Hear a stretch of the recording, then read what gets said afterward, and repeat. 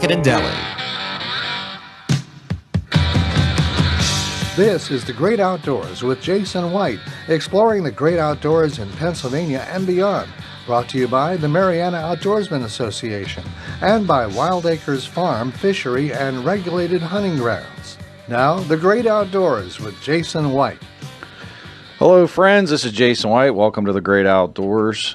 We have an amazing show lined up today. I have Daryl Becker, president of the Fayette County Farm Bureau, here as a guest, and also Justin Brackenridge. He's with the Penn State Extension Field and Forage Crop Educator. But before we dive into that, I just want to go through some of our sponsors and our upcoming events with the Mariana Outdoorsman Association. I want to give a special thanks to the MOA. If you'd like to join the Mariana Outdoorsman Association, go to marianaoutdoors.com. Again, marianaoutdoors.com. 2.5 miles of private trout fishing, 6 different types of trout: browns, brooks, tigers, palominos, rainbows, and also patriot trout. If you want to come check that out, please do. Fish range from 12 inches to 34 inches. Certainly lots of great pictures to be had and even better memories. Additionally, we have 750-yard rifle range, the largest in southwestern Pennsylvania, which you can back up to even farther distances. Upcoming, we have turkey hunts scheduled for the spring. We have wild deer for the fall. So if you're interested in any of those things, please reach out to us. Additional information will be on our website, and you can always call us at 724-579-0924. Wild Acres Farm, Fishery, and Regulated Hunting Grounds. If you want to book an upland bird hunt this fall, please check us out at 10mileco.org or call us at 724-579-0924. If you're looking to book a wedding, event, party, we now have that space available. We have an old historical barn that has now been converted. And if you're looking to book any type of these events, please check us out, 10mileco.org, or call us at 724-579-0924. And last but not least, I want to thank Washington County Tourism and Promotion Agency. Please visit Washington County, Pennsylvania. Upcoming events for the Mariana Outdoorsman Association: Saturday, April 20th and the 21st, we have a long-range hunter class that is totally booked up. The May the 2nd, there will be a trout stalking. That'll be at 1997 Morey Road, Clarksville, Pennsylvania, 15322. Be stalking all locations. Friday, May 3rd and 4th, that's the PA Trout Classic. That is totally sold out. Looking forward to that event. People from across Pennsylvania and even other states are going to be coming here for an amazing fishing tournament. June the 5th, we will have our June trout stalking. 3 o'clock, same location. And the last event I want to acknowledge is Saturday, July 13th, is the annual golf outing. It's a collaboration between agriculture and conservation. The Fayette County Farm Bureau and the MOA are doing a collaboration. It'll be at Cedarbrook Golf Course. Again, Saturday, July 13th. Information is on the MOA's Facebook page, Mariana Outdoorsman Association, or you can go to marianaoutdoors.com, and you can also go to Fayette County Farm Bureau's Facebook page. That being said, I want to dive into some discussions about soil sampling and fertility and also soil health. And for this, I brought in Justin Brackenridge with Daryl Becker. Justin, happy to have you. And if you don't mind, talk a little bit about yourself, where you come from, what you do, and obviously we'll dive into this soil discussion. Sure. Thanks, Jason, for having me this morning. As you mentioned, I'm a field and forage crop educator with Penn State Extension. More specifically, that makes me an agronomist, and my joke with people is, if you don't have an agronomist, you probably don't know what that is, but that doesn't mean you probably don't need one, right? As an agronomist, what I do is study soil management and field crop production. So we're looking at things like corn, soybeans, wheat, but also forages, things like grass, alfalfa that can go to livestock. We have another discipline called horticulture that would do tomatoes, cabbages, lettuces, those type of things. I work more with things that kind of have a second use before human consumption. I started working, went to college and started working for WVU, transitioned to work for Penn State years ago, and recently moved to Fayette County and now work in Fayette, Greene, and Washington with local crop producers and trying to answer as many questions as we can down here.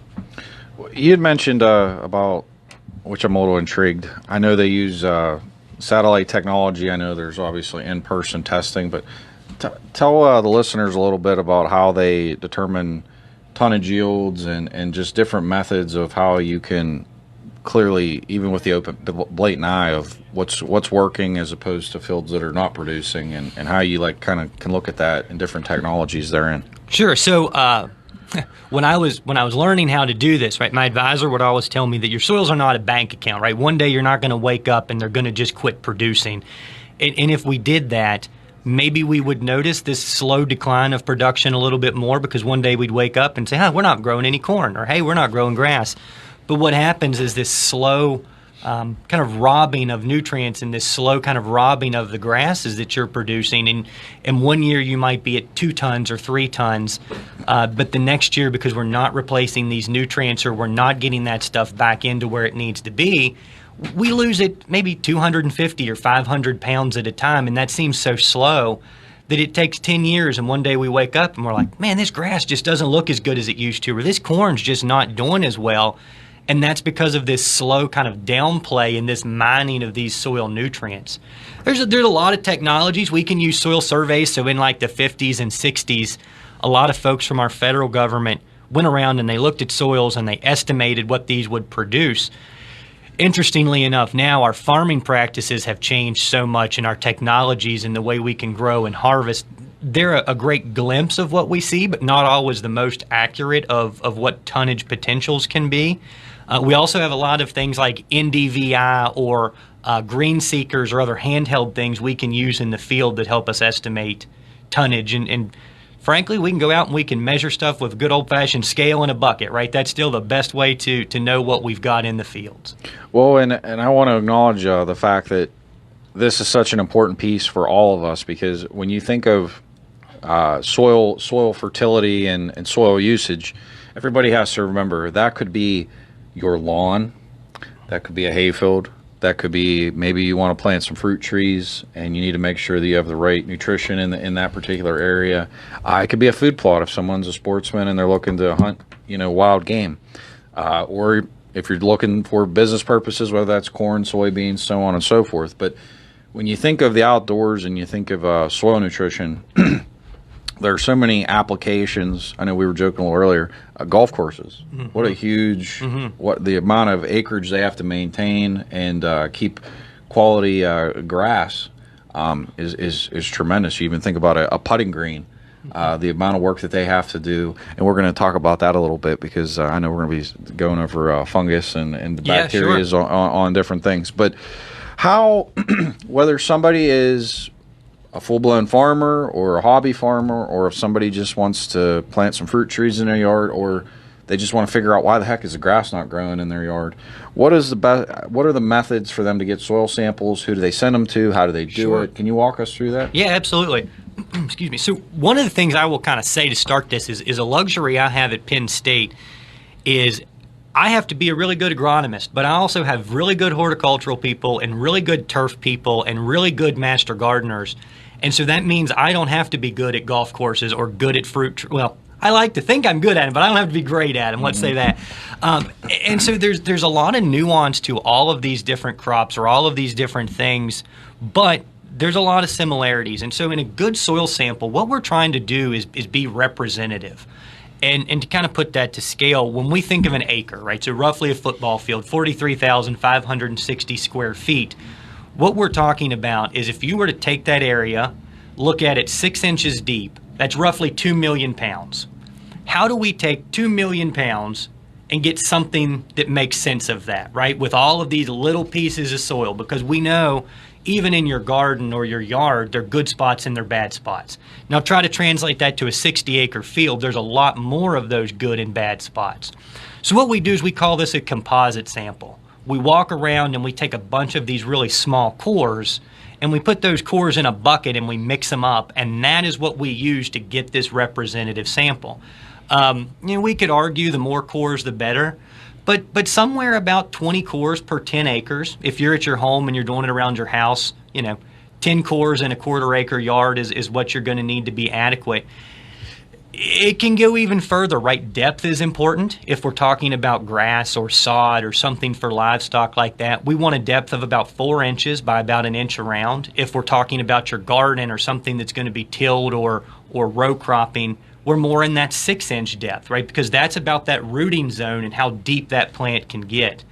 You mentioned fruit trees, right? So with fruit trees, what we're looking at is the drip line. How big around is that tree going to get? And that's the area that we really want to fertilize, is because that's where their roots are going to be. And that's the kind of area that we want that pH to be balanced and where we want to apply our nutrients to.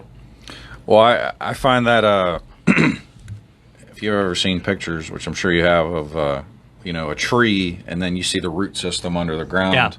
Yeah. For those that haven't, Google search it online or just go to a search engine, but you'll see what we're talking about. What you see on the surface of a tree, or what's visible to the eye, and what's underground, it's fascinating how big the root system is on a tree. So this is why it's so critical to have adequate fertilizers. But also, once you take the soil sample, where are options of... Sure. Well, let me back up. If somebody wants to get a soil sample, what tools do they need? What's the best methods of capturing it? Where are they sending it? Walk us through that.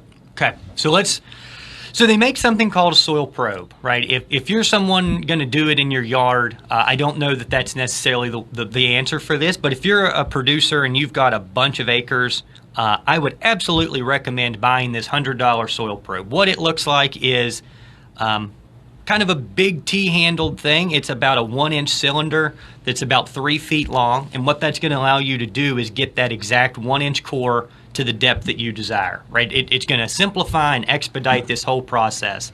The other way we call this kind of a slice method, and if you're taking it in your garden or in your yard, you would dig a small hole to the depth that you would want, probably like 4 to 6 inches, right?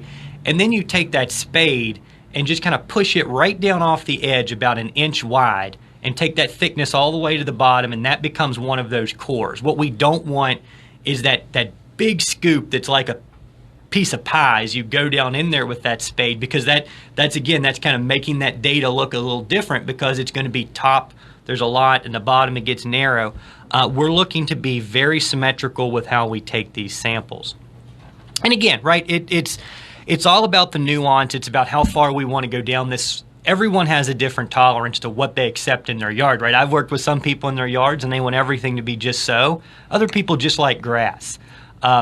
Now, where you send it, right? So we want to send these to a reputable lab. There's a lot of different choices. Penn State has their own lab. It's called the Agricultural Services Lab.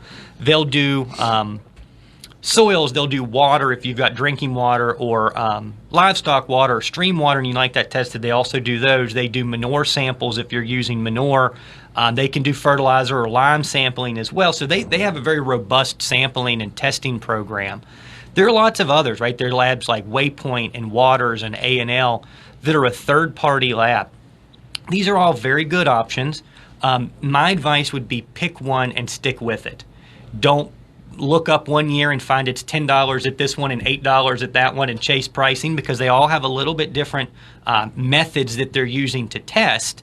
And so this year, if you use one and then you switch, your results could be different, right? And you could see that you're always chasing something that may not ever be obtainable if you don't pick one and just go with it.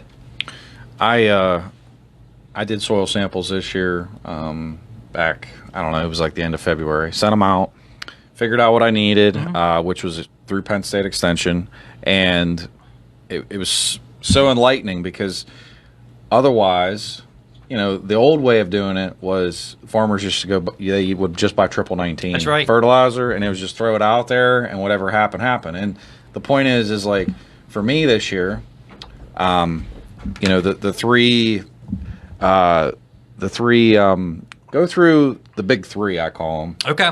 So what does triple 19 mean? So when people go to the store and they go into like the different lawn and landscaping sections, even if you're going to do, say you need to fix your lawn and you want to fix it or improve the quality of your soil, what do the 3 numbers mean? Okay.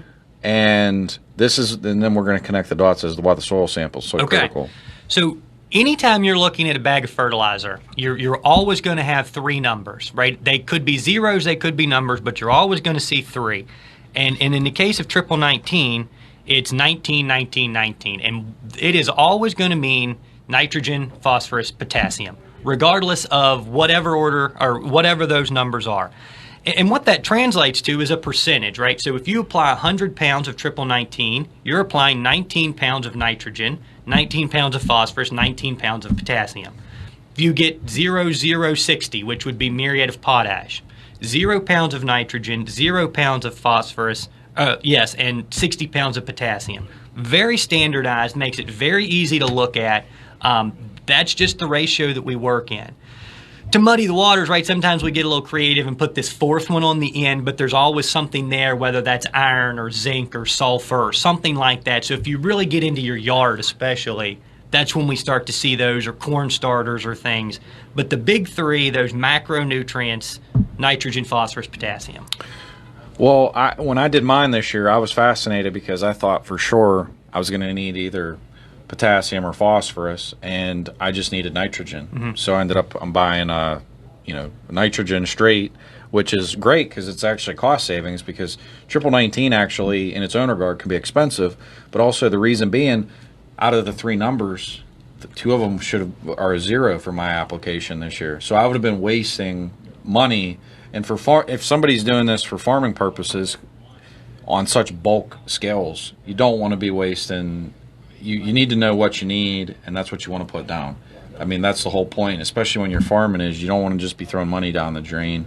And I think the samples are such a huge cost savings at the end of the day, to take the little bit of time, to whether you probe them, scoop them, shovel them, however you do it, to give yourself at least a ballpark, pretty, I would say, accurate numbers.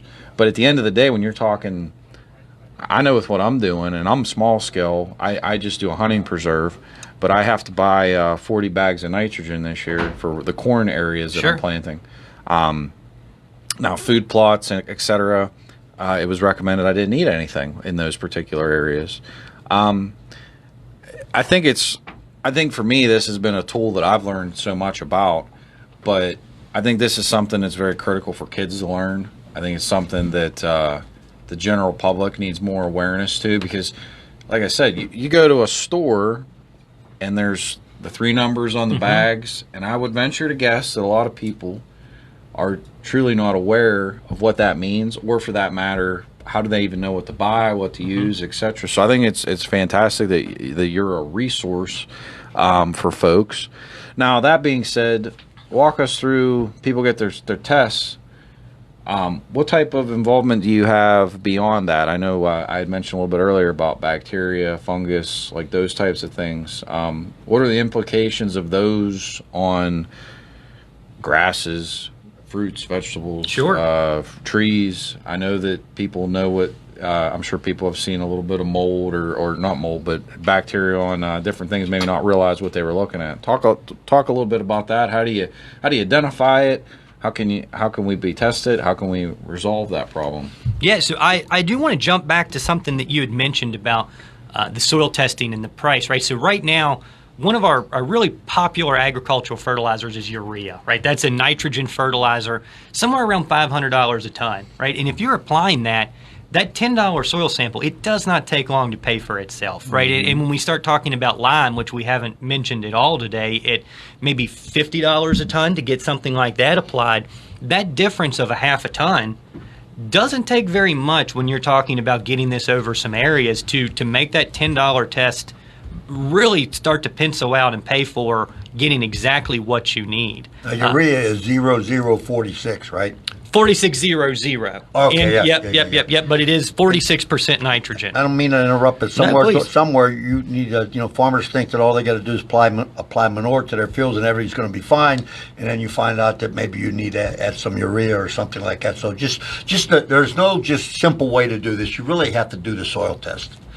Yeah. So to that point, right, one of the easiest places to kind of illustrate that is we talk about crop removal rates.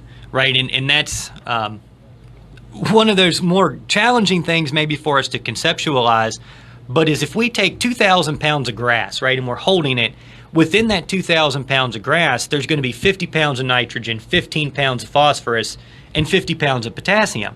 If we're using triple 19, we can't ever come over this imbalance of nutrients that we're removing, right? Because we're always applying 19 pounds, 19 pounds, 19 pounds, but we're removing 50, 15, 50. And so that's where the manure thing comes in, right? We get very heavy in things like potassium in manure because of the bedding, right? That comes out of the hay. We see that come out there, and so we can drive up potassium, but our nitrogen usually leaches or volatilizes or something, and so that it is great to know that. And we have to be balanced. That's the whole key to the thing. So, and I guess it's might be strange for people who don't farm, but every time I cut hay and take hay off my field, I'm taking a lot of stuff out, and I got to be replacing it. If I just continue to cut hay and don't pay attention to my soil, pretty soon I'm not going to be cutting a lot of hay. Or your yard, if you bag it versus don't bag it, right? That's basically the same conversation. If you're cutting your yard twice a week and bagging those clippings, you are removing those nutrients out of your yard compared to letting them thatch off and break down in there. Well, speaking of which, about putting nutrients in, something I've learned over the past couple of years is that there's so many different technologies now to get nutrients back in. So for a bigger farm that has cattle, maybe you have a manure spreader and you're actually spreading it. Maybe you are just rotating your crops and getting the cows to go into fields to where they're going to basically to the bathroom on the ground, and they're like, that's a mechanism to get to do this. We had mentioned about, think about it. You go to the store, and let's say out in the field, you bring in some mineral licks for the cows, and you also bring in some grain, and you're putting that there. When they go to the bathroom, those nutrients are going back into the fields. So like people have to think about that. The cow just doesn't eat it, and it's just beef. Although, eventually, you do have beef or milk is produced or whatever it may be. Like these are things that people don't think about. Like as you consume, where does it go? So I don't want to digress here, but isn't this the way you build soil too? I mean, you can take a cow or a bunch of cows, mob graze them into a field, and they're going to apply all those nutrients on that field, tramping it to the ground. And I read somewhere that in the steppes of Russia, they have brought back things that were almost desert-like by throwing cattle on them, feeding the cattle, and letting them replace the nutrients that were gone. So, there's ways of compensating. The methodologies to getting let's say you don't have cattle. I've actually gone into spraying systems.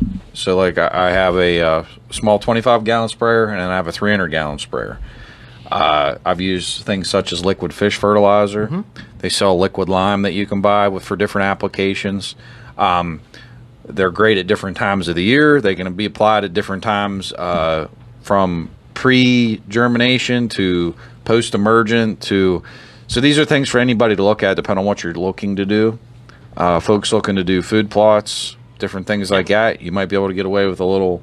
Either a 25-pound or a 25-gallon sprayer on a UTV or a quad, or they sell a little rotary one. I call them plink seeders. Those are available. Or you might even have companies come in with big lime trucks, spreaders. I mean, there's so many different options. There's companies, I know Agway and some of these other companies actually come out and will spray fertilizers and limes even with boom sprayers.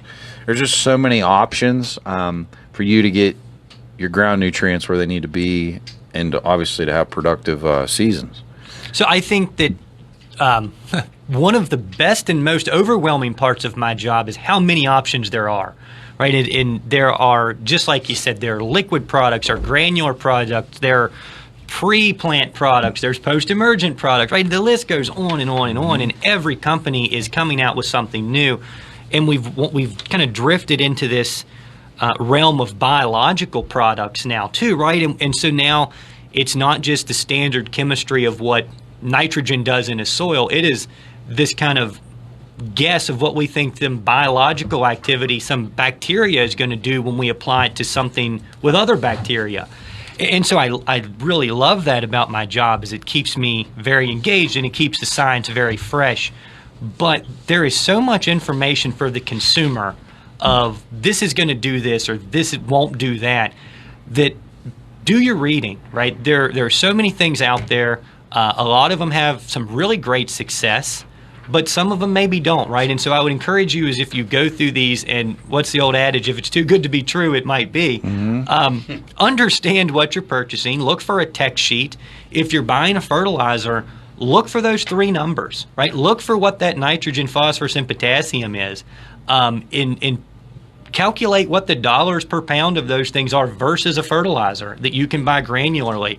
If you're talking about lime, do the same thing, right? Understand how many applications of this product you need compared to that product before we just start doing something. And it's a business, right? Whether you're in agriculture or your yard or your vegetables or your food plot, this is something that you're spending money on, and you should be aware of where your dollars are going every time you make that expense or that purchase for those things.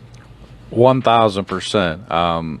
I want to touch base on things such as fungi, bacteria, identifying plants that maybe do not look healthy, look sick. Give some tips. Talk a little bit about this. What can people do? How can they resolve it? Are there methods to even cure, like when an illness or sickness comes on plants? Talk a little bit about this. Great question. I remembered we had mentioned it, but we kind of skipped it. I am not a pathologist by trade, and I will tell you I'm a very dangerous pathologist because a lot of these things look alike. And but what we have in this state that a lot of people don't recognize is we have a free disease clinic for plant material. This can be corn, soybeans, it can be your pine trees in the yard, your rose bushes, and all this takes is a form that you can get off the internet from, if you look up Penn State Extension Pathology Lab Disease Clinic, you're going to find this form. You mail them a healthy specimen and a disease specimen. You kind of fill out this questionnaire, and they're going to incubate this. They're going to look at the fungi, the bacteria, and they're going to tell you what this is in a good treatment plant, right? And this is a free service to any resident of the state that people really don't know a lot about. And so moreover, like, maybe it's not that, right? It can also be this hunger sign of maybe we're lacking zinc or sulfur or something else in the background. They're going to tell you, nope, this is fertility, or this is abiotic, or this is something else. So when you get this back, you have a pretty good idea of what this is going to be, and just a wonderful thing that we don't use enough. Well, I know, especially on fruit trees, I feel like disease is something that is absolutely common known. I don't want to say commonly known, but I know that when people have fruit trees, like even when you go and do your research online, you'll see that some are susceptible to disease more than others.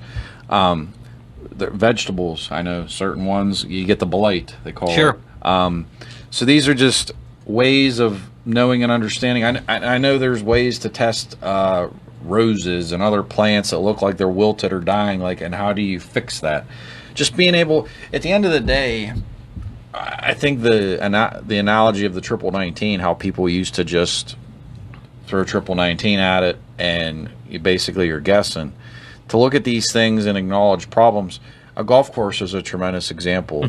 Sometimes when you go to, not very often does it happen, but when you go to some golf courses and all of a sudden you see like this black mold on a putting green, well, that's a disease. That's not supposed to be there, and then there has to be a solution to address it.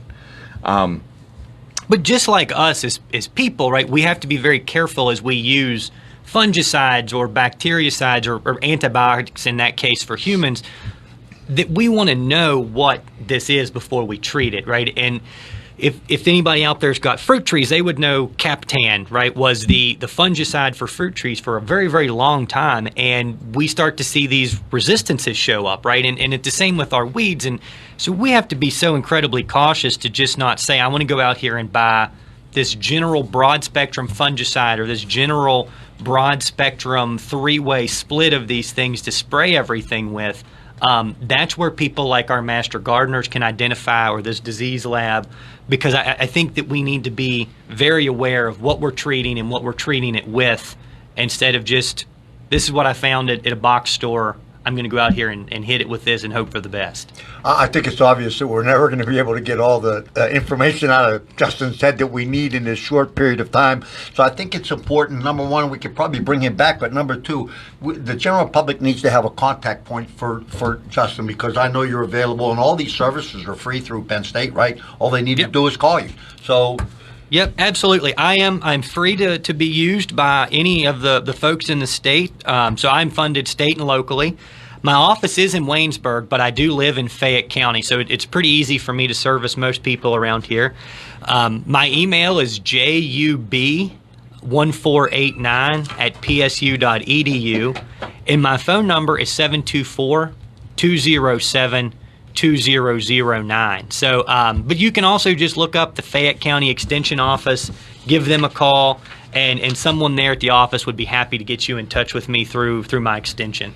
Oh, back into it. Isn't it interesting that if you know a little bit about weeds, the weeds will talk to you also. You look at the weeds and see what weeds are in your field, and you can tell basically, not that you don't want to skip the soil test, but you can tell if this weed is prevalent. That thing is only going to be germinating and thriving in an environment that is missing something. Sure. What are the risks? What are the risks or potential concerns that could come if somebody were to put down not get soil samples and not know what they're dealing with, and put down too much, too little, or just completely put down the wrong thing for what is actually ongoing? What are some of the implications of, I would say, not knowing what you're dealing with and what could come out of it? So environmental concerns are the biggest one, right? If we think about our friends that are kind of on the east in the Chesapeake Bay, and our friends that are at the Mississippi, and this term of eutrophication, right, and what nitrogen and phosphorus can do to create all these big nasty things that we don't want in our waterways, right? That is the biggest concern of over-applying. And we can reinforce that by saying we can't hold these things in the soil, that's why they're leaching, and so we're wasting money. If we take all else off the table, let's not overspend money. Examples of that would be like, there's been examples in the news in the past few years of fish kills from when too much of these applications got into a waterway, and the fish just couldn't handle it. Right, and as you as a trout fisherman, you know as much about hypoxia and what the concerns of that are is what I do, and how these nutrients affect all of that too. Well, and that's, so if you are somebody in agriculture, farmer, etc., you must think of it in this capacity: is we live in a balance. The ecosystem, the planet is truly like a balance, and to the point. The examples that we're kind of giving reference to, there were some, I know, golf courses and some other agricultural farms that were very close to a stream and a waterway, and put down fertilizers. It rained, fertilizers leached through, got into the stream, and that little bit of an imbalance in the stream caused the fish to massively die in a very large application. The thing that's critical about that is for people then, in my opinion, to understand riparian buffer. This is where riparian buffer zones are so critical. This is why Daryl and I have talked so much about fencing along streams, understanding you don't want cattle going to the bathroom, in the middle of a stream or waterway, because when you talk about the balance of the ecosystem, we can, if we make ignorant decisions with not knowing and understanding the repercussions of what we're about to do, you could have a giant fish kill, you could have a trophy trout stream that gets destroyed, the list could go on and on as to what could happen. And I know that none of us want to do that, so that's why I can't reiterate, it is so critical to not only do that. I also want to mention, for those that are big into gardens, that are big into fruit orchards, fruit trees, there's also risks if you do not know what you're spraying and you just go and spray something on a plant.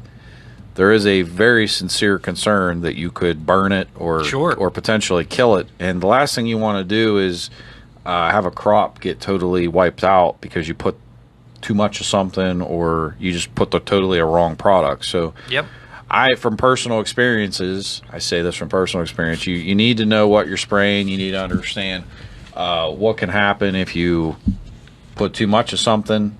Not only can that go into a stream or a waterway and cause negative impacts, but also you don't want to be killing stuff that you're trying to grow, whether that's your vegetable gardens, your fruit trees, so on and so forth. From a fertilizer standpoint, right, of putting too much outside the environmental, we talked about the big three of nitrogen, phosphorus, potassium.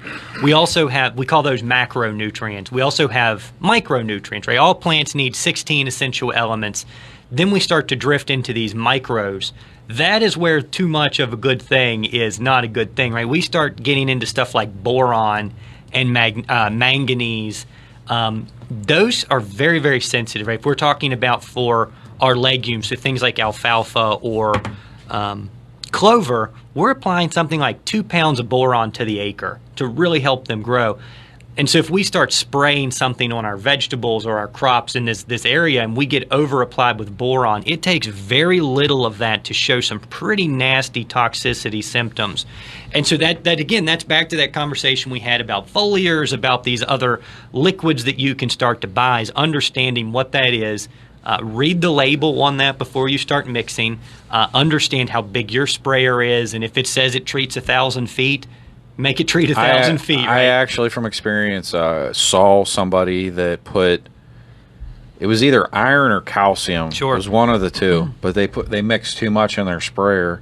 You would have thought that they sprayed Roundup on the field. Absolutely. Instead of it growing better, they literally it just burned it because it couldn't handle the amount of that they were putting down. So I say this to everybody, not to scare anyone, but before you go buying anything, before you go spraying anything, it starts with a soil test. It starts with an understanding that if you put too much of something and don't know what you're doing, you could actually do the polar opposite of what your goal is. You could actually kill your hay field, and now you're into a situation where now you got to go disc it, plow it, whatever, and you're starting from scratch because now you got to let it sit for a while and let it filter out, or however you're going to do to, you might have to then go do soil samples again to try to remedy the problem. So, Justin, how often should you do a soil test? Great question. So 3 years, right? And that's kind of based on the liming material we're using. So if you're getting into a liquid lime or a different thing that's not really considered ag lime when you're purchasing it, at that point we would maybe suggest changing that program a little bit. But if you're buying a standard ag lime, 3 years is the duration. Fantastic. Why, I could tell you, I was very extensive and thorough this year when we did ours, and it's kind of like my template of what to work off of. I don't want to call it your business plan, but really your business plan does come from knowing what you need in your fields, what do you got to buy. To your point about what your yield returns are, I know it's kind of strange because we've talked about this in a different capacity, Daryl, in past episodes where we've talked about crop damage with yields. The thing about it is as your yields are better, and this kind of connects to all this, it shows everybody how it's a closed loop. The healthier your property is, the healthier your ground is, the healthier the plants are. This does then create more attraction for wildlife to come to your property. So it creates the need for all this whole system to understand, like, yeah, you're doing what you need to do to make your property better and to get your biggest yield. But it also, on the backside of that, I give I would say the conservation piece of this is it's very, very critical for you to know and understand, which we can talk about on another show, groundhogs. What groundhogs do you have on the property? Raccoons, possums, skunks, these little critters that will... Deer census, how many deer per acre are in your area, so you know how to control them. But it's a very complex issue, and I was sharing with Justin, one last comment from me is that it used to be a picture where you have a guy with his hand around his wife and he's got a pitchfork in his hand, and that was your conceptual idea of what farmers were. And I know a woman from Adams County who has a picture of her in a lab coat and a microscope, and she's out in her field doing microbiology tests. That's the future. That's the future of farming right now. If you're still using a pitchfork, you're not thinking about that microbiology. You're going to get left farming to me has so many connections, even to coal mining. People have this archaic view of coal mining as picks and shovels, and if you ever go into a coal mine today, you will see $200 million equipment, automated, truly state of the art. A lot of farms in our country, same thing. There's equipment running that there's nobody in it.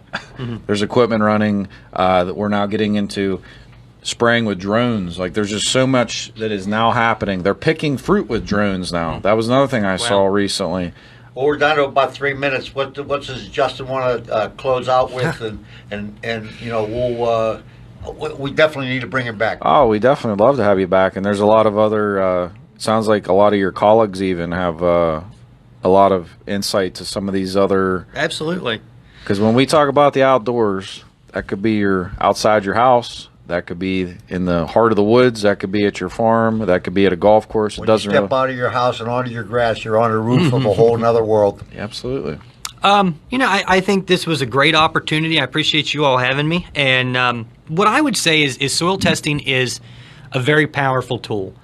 And a lot of us that do this regularly can sift through this data. But if you're not used to looking at it, give me a call, right? Like it can be a lot of overwhelming stuff when you start to see that you need hundreds of pounds of this or tons of that. Everything doesn't have to go down today, right? What's your phone number again? 724-207-2009. And what is your physical address in Waynesburg at your office? It's 26 West High Street, right downtown. Well, hey, I thank both of you guys for coming on today. We're gonna. I want to give a special thanks again to our sponsors. We're gonna have more shows about these particular topics, and we're gonna expand these conversations and hopefully keep growing the conversation, because there's so much to how this all impacts each and every one of us. Special thanks again to the Mariana Outdoorsman Association. Please join the MOA today at MarianaOutdoors.com. Again, MarianaOutdoors.com. Wild Acres Farm Fishery and Regulated Hunting Grounds. If you're looking to do a spring turkey hunt, or if you want to do a fall deer hunt, no fence. And also upland bird hunts, pheasant, quail, chuckers. We have all of that available. Lodging is also available. Please check us out, 10mileco.org, or you can call us at 724-579-0924. And last but not least, I want to give a special thanks to the Washington County Tourism and Promotion Agency. Please visit Washington County. I'm Jason White. I want to thank you guys for coming on the show today. I want to thank the listeners out there. And until next week, please enjoy the great outdoors. God bless, and we'll talk to you next week.